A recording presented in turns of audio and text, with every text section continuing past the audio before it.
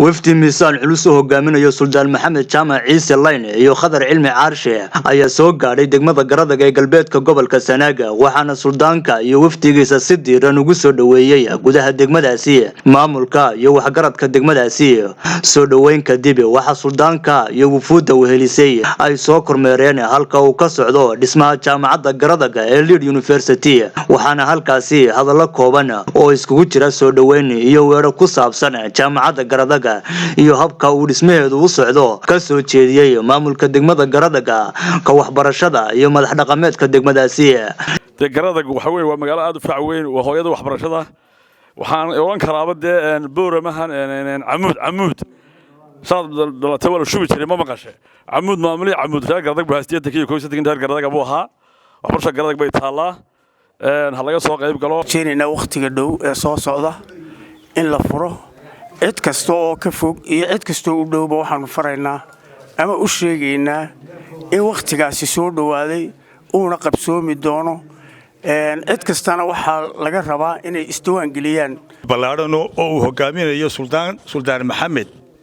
Jaamac Layne waxa kale oo halkan ku soo dhaweeyay suldaanka madax dhaqameed badan maamulkii degmada dhammaan waxa halkan la isugu yimi oo laga soo qayb galay xaflad lagu indhaynayay jaamacadda ka dhisan magaalada Garadaga laga soo sheekeeyay jaamacaddanu haddii muddo soo socotay hawsheedii iyo dhismaheedu waa gabagabo dhamaad buu ku dhow yahay jaamacaddii Garadaga dhismaheedu wuu dhamaaday waxay u baahan tahay in ardadii la diiwaan geliyo oo la soo biiro oo waxbarashadii la furo maanta waxaan ogeysiinaynaa dadka inay ardayda ka soo diiwaan geliyaan oo ay yimaadaan oo jaamacadda yimaadaan oo la furo halkan saaka waxa nala jooga suldaan weyn oo noo furay jaamacadda sababayna inaanu ka soo hadallo isagana waana salaamaynaa waana ku hambalyeeynaa jaamacaddaas oo la furayo ardaydana la diiwaan gelinayo bisha February waxaanuna ardayda u sheegaynaa iyo dadka danaynaya waxbarashada inay iska soo diiwaan geliyaan jaamacadda Garadag waa hooyada waxbarashada Garadag laba magaalo baan waxbarashada ku tartanaado waa Gabil iyo Boorame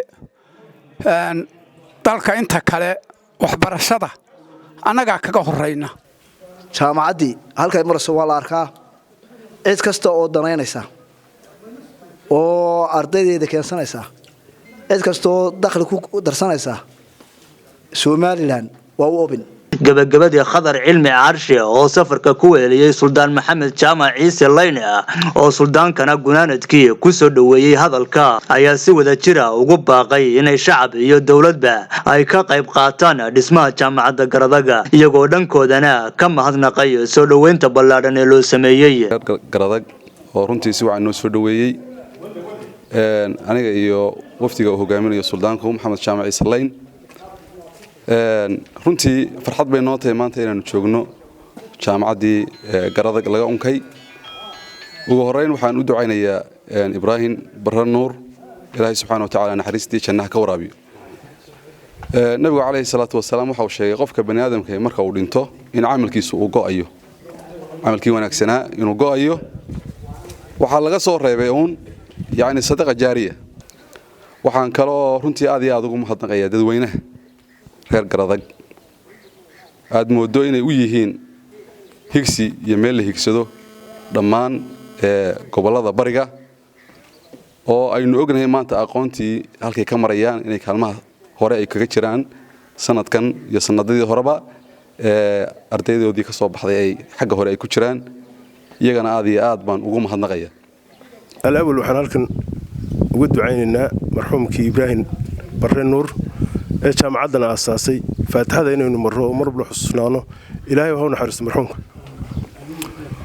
marlabaad waxaan u mahad celinaynaa Professor Khadar oo hawshii marxuumkaasi ka dhintay jaamacaddana aasaasay aan halkii dhigina ka sii tafaxaytay welina gacanta ku haya isagana aad iyo aad baan u hambaleynaynaa waxaan kale u hambaleynaynaa cuqaasha golaha deegaanka waayeelka iyo waxgaradka Garadag qurba joogta dhalinyarada iyo haweenka dhammaantood hindisay inay noqdaan hormuudka gobollada bari ee waxbarashada oo ay maanta astaan u tahay jaamacaddan aynu taaganahay Leeds University Garadag haddii ilaahay ka dhigo waxaan halkan ugu baaqayaa qurbo joogta Garadag guud ahaan jamhuuriyadda Soomaaliland gobolka Sanaag ka soo jeeda inay tayeystaan dhulkooda oo maanta ay ka soo ifayso waxbarashadii aynu u doonan jirnay ama dibadda ama Boorame jaamacadda Camuud maanta waxaynu u baahannahay inaynu tayeyno jaamacaddeena inaynu waxbarashada tayeyno inaynu wixii ka dhiman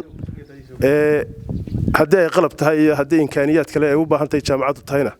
ay qurbo joogta Garadag iyo dhammaan gobolka Sanaag jamhuuriyadda Soomaaliland cid kastaba ay ka qayb qaadato Maxamed Gumburi Bulsho TV Garadag